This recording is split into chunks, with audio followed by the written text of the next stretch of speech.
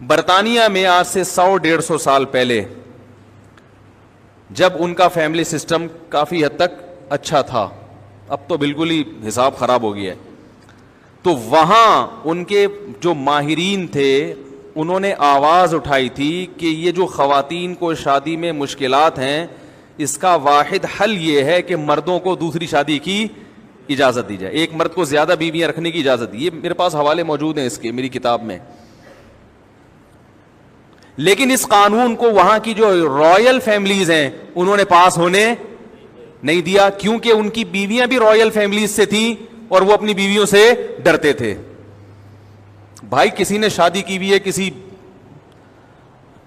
وزیر کی بیٹی سے، کسی کی بیوی ہے پرانے والے بادشاہ کی بیٹی، اتنے اونچے اونچے خاندان کی عورتوں سے جب انہوں نے شادیاں کی ہیں تو ظاہر ہے وہ ان کے لیے ممکن نہیں تھا کہ وہ اس قانون کو کیا کریں، پاس کریں، کیونکہ قانون پاس ہوگا تو اس کے اثرات اوپر بھی جائیں گے، ان عورتوں پر بھی سوگن آنے کا خطرہ ہوگا۔ تو وہیں کے گوروں نے یہ بات لکھی ہے، برطانیہ ہی کے لوگوں نے جو اس وقت کے ماہرین تھے، کہ چند مخصوص خاندانوں کی رعایت کے لیے قوم کی باقی تمام عورتوں کا بیڑا غرق کیا جا رہا ہے۔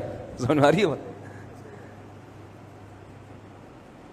اور پھر ان کے یہ الفاظ ہیں کہ یورپ عنقریب اسلام کی طرف آئے گا شادیوں کے معاملے میں، چاہے خوش ہو کے آئے یا مجبور ہو کے آئے۔ یہ تمام حوالے میری کتاب میں موجود ہیں جو میں نے اس میں حوالوں کے ساتھ یہ باتیں نقل کی۔ اور اس پیش گوئی کو 100 سال گزر چکے ہیں اور یورپ آ گیا ہے، مگر غلط طریقے سے۔ وہ کیسے آیا غلط طریقے سے؟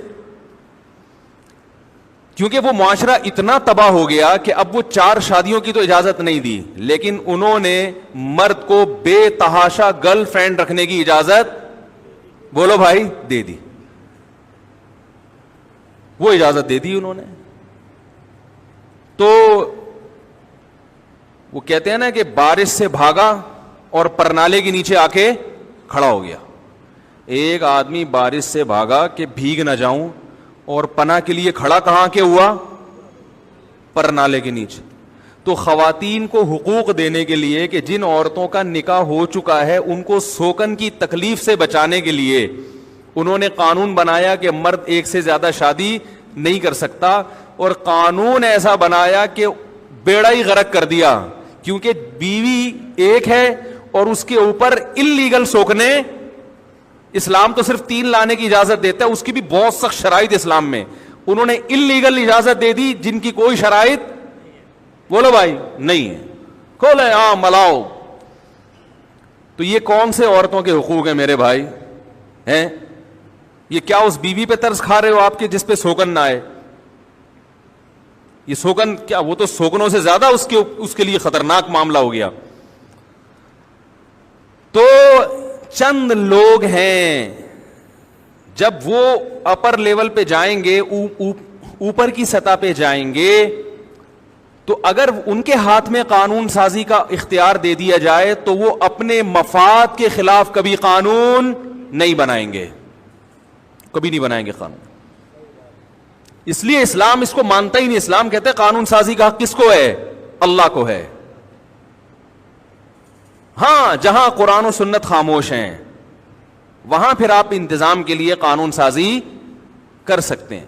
جہاں قرآن و سنت نے خاموشی اختیار کی ہے کہ زمانے کے لحاظ سے، آپ اپنے قوم کے لحاظ سے، زمانے کے لحاظ سے، وہاں پھر عوام کو اختیار ہے، اسمبلی میں حکمرانوں کو اختیار ہے کہ وہ کوئی قانون بنا سکتے ہیں۔ یہ بڑی چیزیں اللہ نے اپنے ہاتھ میں لے لی کہ بھئی ایسا نہ ہو کہ اگر اس کا بھی پبلک کو اختیار دے دیا جائے۔ اب یہ جو شراب کی اجازت ہے، ظاہر ہے جب شرابی لوگ اسمبلی میں پہنچیں گے وہ پاگل ہیں کہ شراب کے خلاف بل پاس ہونے دیں گے؟ وہ خود شراب پی کے کم بخت بیٹھا ہوا ہے وہاں پہ۔ ابھی کچھ دن پہلے ایسا ہی ہوا نا، کچھ چند مہینوں پہلے، کہ وہ اسمبلی میں شراب کا بل پیش کیا گیا، وہ پی گئے۔ وہ اس لیے پی گئے کہ وہ پی کے بیٹھے ہوئے تھے بھائی پہلے سے۔ بہت سے اس میں کیا ہو گیا بھائی جان، بول لو نا، بہت سے اس میں کیا کر کے بیٹھے ہوئے تھے؟ وہ پی کے بیٹھے ہوئے تھے، وہ شراب کا بل ہیں وہ پاس کریں گے، وہ چور کے ہاتھ کاٹنے کا بل پاس کریں گے۔ بھائی سینس تو استعمال کرو۔ یعنی آپ یہ توقع رکھ رہے ہیں کہ جو حضرات اسمبلی میں بیٹھے ہوئے ہیں وہ یہ قانون پاس کریں کہ چور کا ہاتھ کاٹا جائے. یہ تو لطیفہ اس سے بڑا دنیا میں نے آج تک نہیں سنا. یعنی وہ یہ قانون پاس کریں کہ ہمیں لنجا اور ٹنڈا کر دیا جائے, 2 4 5 6 بچ جائیں گے, باقی سارے لنجے اور ٹنڈے گھوم رہے ہوں گے. اس لیے اسلام نے حاکم کو یہ کہا کہ یہ زمین پر اللہ کا خلیفہ نائب ہے. جو چیز اللہ اس کے رسول نے بیان کر دی وہ آپشنل نہیں ہے, وہ اس کو نافذ کرنی پڑے گی, چاہے وہ اس کے مفاد کے خلاف ہو یا اس کے حق میں ہو. کیونکہ اللہ نے جب قانون بنایا تو عوام جو اللہ کی مخلوق ہے نا, سب کے مفاد کو سامنے رکھ کر اللہ نے قانون بنایا. اس لیے اسلامی حکومت میں اگر قانون سازی ہوتی ہے تو جو چیزیں اجماع امت سے ثابت ہیں, قرآن و حدیث میں بالکل دو ٹوک ہیں, ان کے بارے میں اسمبلی یہ بحث نہیں کر سکتی کہ اکثریت کیا کہتی ہے, وہ تو نافذ کرنا ہی کرنا ہے, وہ تو ہے, چاہے وہ آپ کے خلاف ہو. جب پاکستان ایک اسلامی ریاست ہے تو شراب کا بل پاس ہوگا, شراب کی اجازت نہیں ہوگی, چور کا ہاتھ بولو بھائی کٹے گا, زانی کو کوڑے لگیں گے, شادی شدہ مرد اگر زنا کرے یا شادی شدہ عورت زنا کرے اس کو سر عام سنسار کیا جائے گا, سودی نظام کو ختم کرنے کی کوشش بولو بھائی کی جائے گی, 4 شادیوں کی اجازت مرد کو دی جائے گی, اور وہ یونین کونسل سے یا پہلی بیوی سے اجازت لینے کا پابند نہیں ہوگا تاکہ ملک قوم کی دوسری عورتوں کو بھی ٹھکانہ نصیب ہو اور وہ اپنا گھر بسانے کے لیے یونین کونسل کے جذبات کی بھینٹ نہ چڑھیں, طوائف خانے بند ہوں. نہیں آ رہی بات؟ کو ایجوکیشن سسٹم الاؤ نہیں ہوگا, عورت چڈیاں پہن کے بےہودہ لباس پہن کے میراتھن ریس میں شرکت نہیں کریں گی.